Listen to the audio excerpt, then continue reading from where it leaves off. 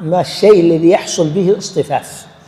الاصطفاف يكون بأمرين: بالمناكب وهو الأصل، وبالكعبين أو العقبين، هكذا نص الفقهاء.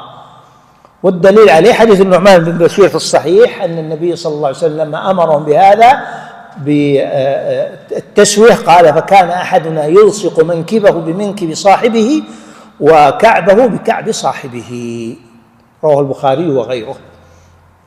فهذا هو الاصطفاف الشرعي وهذا هو ذلك. لكن ننبه هنا إلى مسألة هي بدعة عصرية لا تعرف عند السلف ولا أعرف أحد يقول بها، وهي مسألة التفاحج لتحصيل التراص المخترع.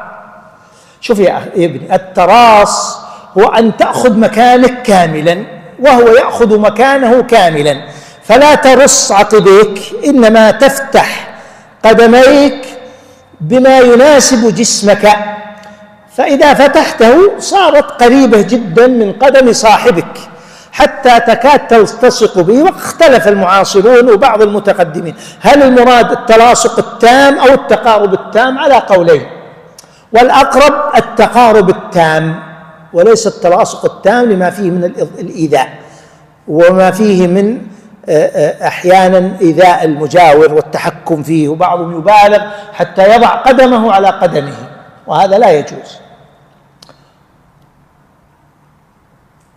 أقول هذه المسألة مسألة التفاحج، وأنا لم أرها إلا في بعض الجنسيات العربية، ولولا أني ما أحب أن أغضب الإخوة لقلت إنها الجنسية الفلانية. ما رأيت إلا هذه الجنسية العربية، وقد توجد بقلة عند غيرهم، وما كانت موجودة عندنا البتة، ولا أشوف أحد يسويها أصلا. ربعا للأسف ما يتركون فرج كثيرة الغالب عليهم. التفاحج أن المصلي يفرج بين قدميه تفريجا زائدا عن المعتاد خارجا عن مقدار بدنه.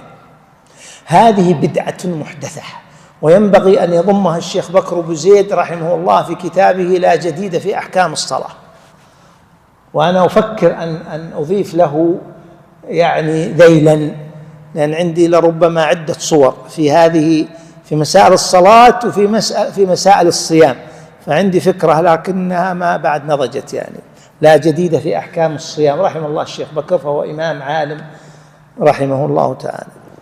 فاعلم أن الزيادة في التفاحج بدعة لا أصل لها، ولا ينبغي لك، وقد نقول لا يجوز لك إذا زاد الحد أنك تفرج حتى تلاحق من عن يمينك وعن يسارك، ولو لم يكن فيها من السوءة إلا المخالفة للسنة الظاهرة، والثاني أنه بدعة لا أصل لها، والثالث ما فيها من الإيذاء والإضرار، والرابع ما فيها من إشغال نفسك عن حقيقة الصلاة حتى تكون منشغلا أين تذهب أقدام من عن يميني ثم من عن يساري ثم على اليمين ثم اللي على اليسار، وصار هو شغلك الشاغل. فهذه 4 مفاسد في التفاحج لو لم يكن فيه إلا إنه بدعة، وكل بدعة ضلالة. فأنا أحذر من بدعة التفاحج في الصلاة.